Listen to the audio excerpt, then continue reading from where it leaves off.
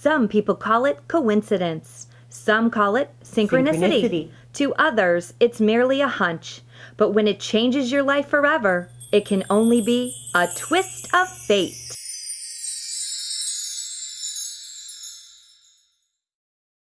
Sports writer Red Smith once observed of his craft, writing is easy. You simply sit down at a typewriter, open your veins, and bleed.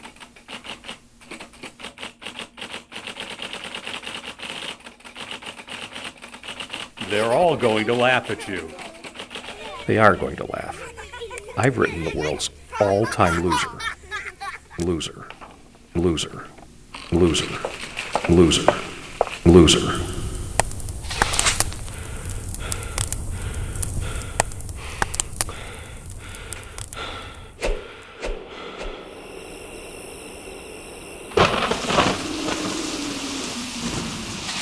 The year is 1973. The place is Hampton, Maine. The man you see is a school teacher. I'm a writer. Teaching has been more or less a way of making ends meet. In the summer, he works in a laundromat.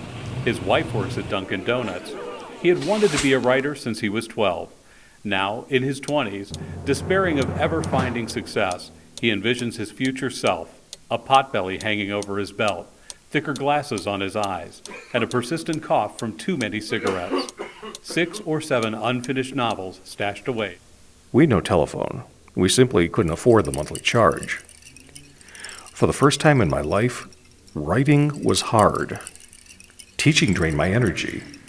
The kids were a handful, and by Friday afternoon, if I ever came close to despairing about my future as a writer, it was then. I think, this isn't the way our lives are supposed to be going. And then I think, half the world has the same idea. You've got something here. I really think you do. I was dry and had no better ideas. Writing is a lonely job. Having someone who believes in you makes a lot of difference. I had problems with what I was writing. My characters were all teenage girls. It was an alien environment. I'll help you with it. You've got something here. Remember the words of Red Smith. Writing is easy. You simply sit down at a typewriter, open your veins, and bleed. Carrie turned off the shower. It wasn't until she stepped out that they all saw the blood running down her leg. All at once, there was a huge red splash in the air. I knew right away, even before it hit them, that it was blood. Carrie got it the worst.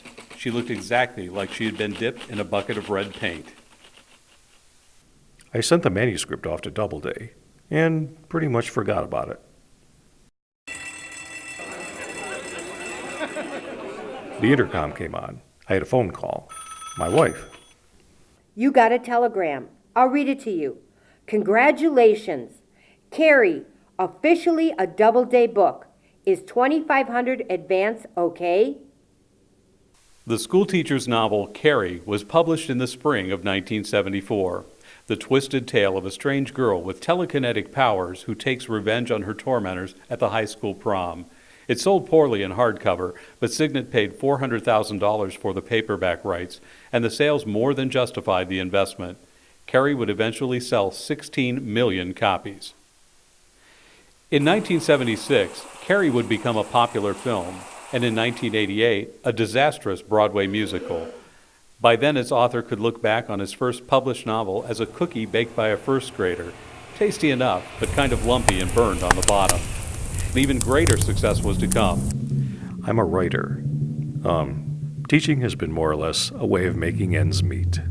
Stephen King is a writer, and his success would not have been possible without a supporting wife and a twist of fate. Twist of fate.